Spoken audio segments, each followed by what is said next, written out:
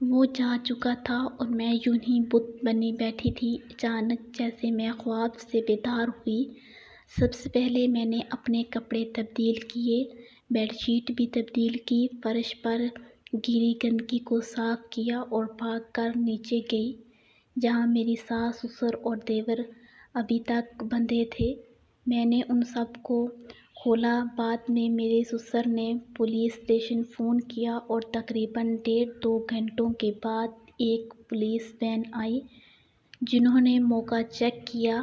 ہم پولیس کے آنے سے پہلے تمام کمرے دیکھ چکے تھے۔ ہر چیز بکھری ہوئی تھی۔ لگتا تھا انہوں نے گھر کے ہر کونے کی تلاشی لی تھی۔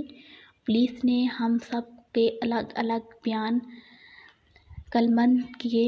میں نے بھی اپنا بیان دیا لیکن میں نے حصہ چھپا لیا۔ میرے بیٹے کے رونے تک جو ہوا وہ میں نے ویسے کا ویسا ہی بتایا اور میں نے اپنے بیان میں کہا کہ جب میں بیٹے کو دودھ پلا چکی تو اس ڈاکو نے مجھے یہیں بیڈ پر میرے دوپٹے سے باندھ دیا تھا اور خود اپنے ساتھیوں سے مل گیا تھا۔ اور میں نے یہ بھی اپنے بیان میں لکھوایا کہ مجھے جب گھر میں خاموشی لگی تو تب میں نے بڑی مشکل سے خود کو کھولا تھا اور بعد میں نے باقی گھر والوں کو کھولا تھا۔ پولیس اپنی ضروری کارروائی کے بعد ہمیں تسلی دلاسا دے کر چلی گئی اور ہمیں یہ یقین دہانی کرائی کہ وہ جلد ان ڈاکوؤں کو پکڑ لیں گے۔ میں نے اپنے شوہر کو فون کر کے واقعے کی اطلاع کر دی تھی۔ اگلے دن بہت سے لوگ ہمارے ساتھ ہوئے اس واقعے کا غم بانٹنے آئے۔ ہر کوئی تسلی دلاسے دے جا رہا تھا۔ میری ساس اس غم میں مری جا رہی تھی کہ عمر بھر کی پونجی لٹ گئی اور مجھے یہ غم کھائے جا رہا تھا کہ میں اس ڈاکو سے دوبارہ کبھی نہیں مل پاؤں گی۔ پولیس اپنی تفتیش میں مجھے بھی ملزم کی حیثیت سے دیکھ رہی تھی۔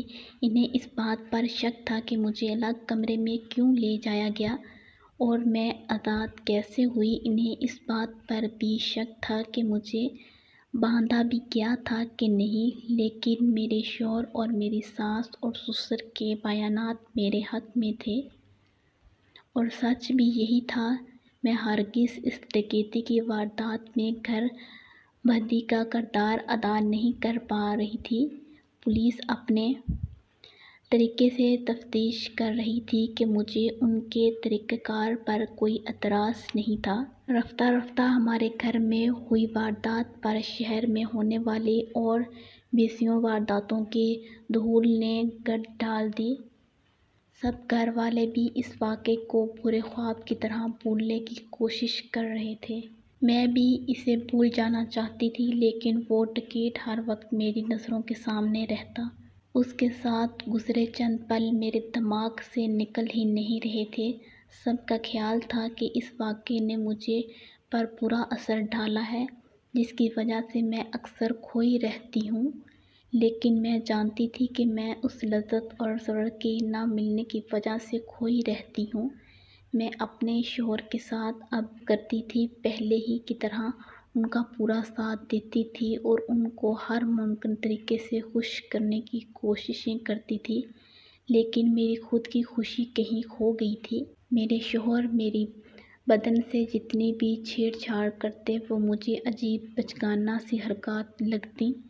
جب تک اس ڈاکو نے میرے جسم کو مسلا نہیں تھا تب تک میرا شوہر میرے ساتھ جو کچھ کرتے تھے وہی میرے لیے انتہا تھی، لیکن اس ڈاکو نے مجھے نئے انداز اور نئے ذائقے متعارف کرائے تھے۔ میں وہی لذت، وہی ذائقہ، وہی جنون چاہتی تھی، لیکن میرے شوہر سے تو ایسا سب ملنا مشکل تھا۔ ان کی شخصیت ہی جدا تھی اور میں جانتی تھی کہ انہیں ان کی شخصیت کے اس خول سے نکالنا آسان نہیں۔ ہمارے گھر ہوئی ڈکیتی کی واردات کو ہوئے تقریباً 8 ماہ ہو چکے تھے۔ پولیس واردات کا سراغ لگانے میں بالکل ناکام ہو چکی تھی اور ہم سب بھی قدرت کا لکھا سمجھ کے بھول چکے تھے۔